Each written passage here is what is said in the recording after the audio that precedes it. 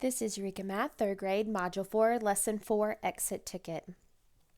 Our first problem says select the rectangle that is 12 square centimeters. So let's look at them. A, we have 2 rows, 3 columns. 2 times 3 equals 6, so it's not A. Let's look at B. We have 2 rows and 6 columns. So 2 times 6 equals 12. Oh, there's our answer right there. Our answer is B. So let's fill in our oval. The answer is B. Our next question says select the rectangle that is 5 square inches.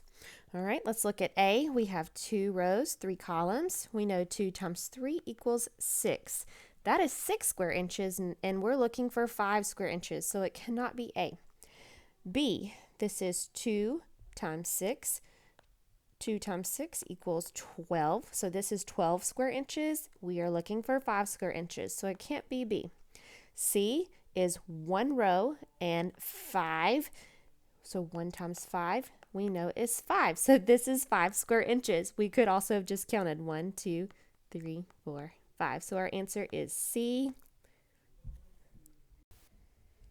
Our last question today says select the rectangle that is 6 square centimeters. All right, so we know 2 and 3. 2 times 3 equals 6. Oh, that's what we're looking for. But let's go ahead and check the other ones first, just to make sure we did our math correctly.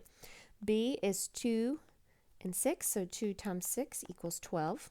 We can check this by counting 1, 2, 3, 4, 5, 6, 7, 8, 9, 10, 11, 12. Yep, we did our math correctly.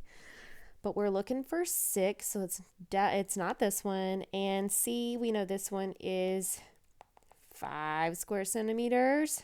So we are right. The answer is A. A is 6 square centimeters.